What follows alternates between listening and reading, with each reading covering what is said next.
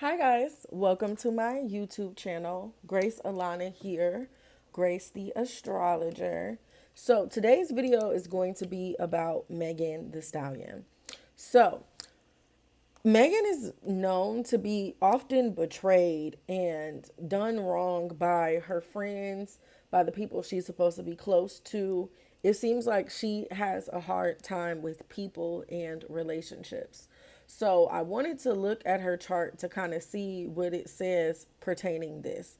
Now, this is research that I've done a while ago. I actually did this video a while ago on TikTok, but somebody recently asked, well, one of my mutuals on Twitter was having a conversation about, I guess last week, Glorilla came out at the Chris Brown concert and she looks to have like emulated Meg, and people are basically trying to say that Glorilla is trying to destiny swap with Meg, like she's trying to steal her identity or steal her looks, and people are saying like Glow was probably never really a friend to Megan. So, and this is, after that post that she made with the Tory Lanez song on it, even thinking about Chris Brown being associated and affiliated with Tory Lanez, like it's just not a good look if you're supposed to be friends with somebody.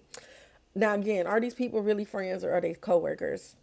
But regardless, I wanted to do this video for YouTube to look to see what is going on pertaining to Meg's chart and relationships, because the energy is definitely there and clear. So, the first thing that stands out to me when I'm looking at Megan's chart is that she has the nodes on the first seventh house axis. So, where you have the nodes in your chart is where think of when we think of eclipses, we think of a sensitive time. We think of important, impactful, serious, significant things happening. And you could look at where the nodes are in your chart, like your own personal mini eclipses. And the north node represents an increase in energy. The south node represents a decrease in energy. But the overall axis that the nodes will lie on for you can show an area of life where you need to find balance. So a lot of times with people who have the nodes on the first seventh house axis, that balance has to be found between themselves and other people. Now, the first house is the house that represents you, your personality, everything related to you, whereas the seventh house is the house that represents your relationships, your partnerships, the way that you relate to and connect with literally anybody and everybody on a basic one-to-one level.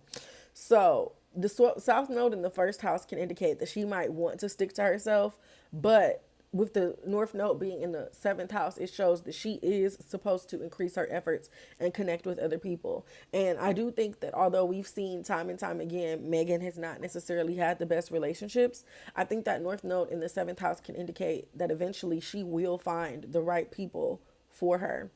And she has her part of fortune and she has a lot of fortune and a lot of spirit both in the seventh house, which is interesting because I do think that Megan naturally wants to be in relationships. She wants to have friends. She wants to connect with people.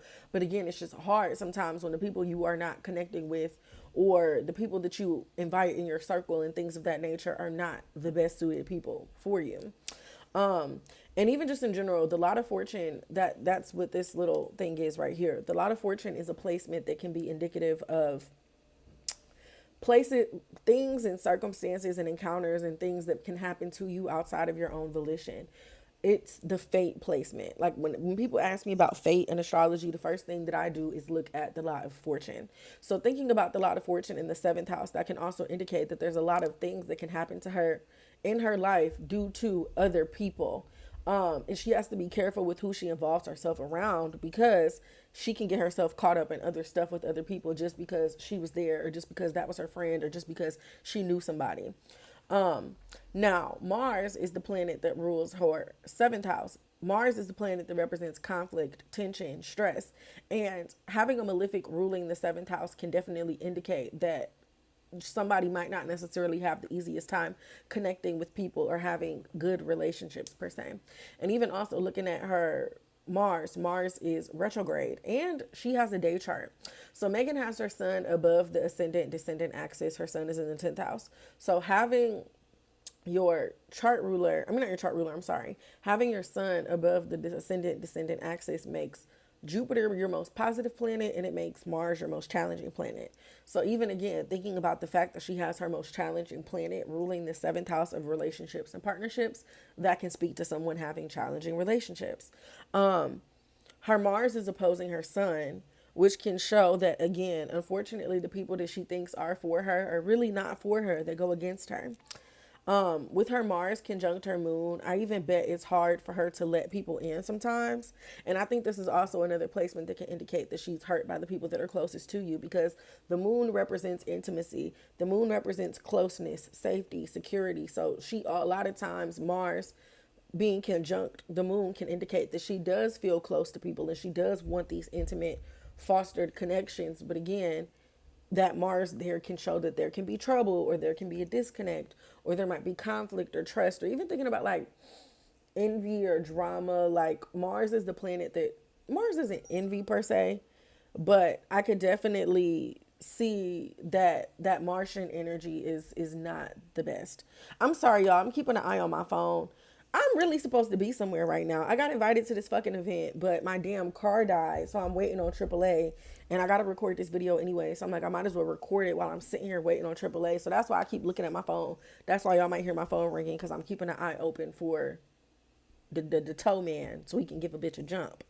And also, Mars is in a square with her part of fortune, which really doubles down on the fact that there can be a lot of fated or significant things that happen to her because of her relationships or because of the people that she knows. Also, something else that stands out to me is that the 11th house is the house of relationships and, well, not relationships. The 7th house is the house of one-to-one relationships and how you relate to and connect with people. But the 11th house is the house of your friends, your networks or groups, your alliances. So even thinking about like the music industry and people in the music industry, those people will fall into Megan's 11th house. And she has Saturn there. Saturn is a planet that represents challenges, blockages, delays, restriction, discernment, boundaries, so on and so forth. So this can indicate somebody who has trouble and challenges connecting with people and making the best relationships. And even thinking about Saturn can be associated with discernment. Like she really does have to use discernment and have better boundaries and be a little bit more strict when it comes to the people that she's connecting with and the friendships that she's fostering. But Megan did just go through her Saturn return. So I do think that a lot of this energy will be better for her now that she has experienced her Saturn return. And, you know, Saturn is experience, Saturn is time. A lot of times when it comes to your Saturn placement, this represents an area that might take you time to master, things that might move a little bit slowly, things that don't happen necessarily in the way that you want them to. And you might have to take time to use discernment or to build up whatever you need to do in relation to people or connections. Now, looking at Venus, Venus being the planet that rules relationships as a whole, I also wanted to look at her Venus. Her Venus is ruled by Saturn. So, like, she has a lot of malefic energy when it comes to the relationship houses and things like that, which does not bring the best energy. Even also looking at the third house, which is like the house of your besties, that's ruled by the moon conjunct Mars.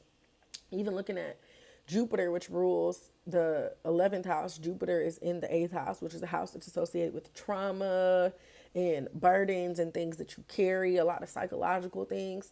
So it gets pretty deep for Megan. But I don't know, y'all. My computer is giving me grief too. I'm trying to record this. QuickTime is tweaking out. Like, if it's not meant for me to be great today, I'll get the fuck back in bed because I'm kind of over it.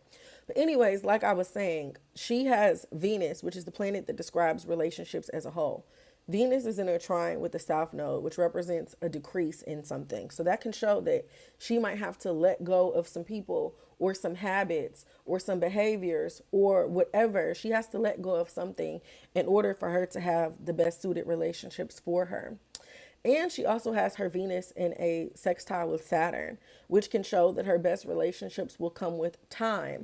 And that, like I said previously, when it comes to better relationships for Megan, she should use better discernment and she should use boundaries and be strict. Like Megan would have to tighten up.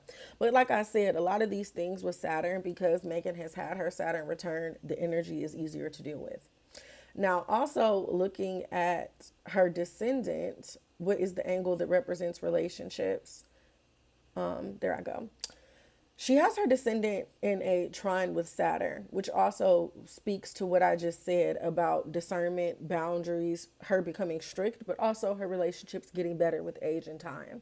And also her descendant is right on top of the nodes. So there's a lot of pivotal energy for Megan relationship wise. But like I said, boundaries, discernment, and as she ages, I think that that will definitely speak to her having better relationships and better connections and things like that. So yeah, let me know what y'all think. Follow me for more astrology content. Go subscribe to my Patreon if you have not already. For $15 a month, you get to ask me one question and I can answer using a chart reading. So tap in. The link is going to be in the description to book a reading. If you're interested, I can read your chart and answer any questions that you have personally. And yeah, I hope you liked this. Subscribe to this channel if you have not. Thank you so much for watching. I love y'all down, and I'll see y'all in the next video.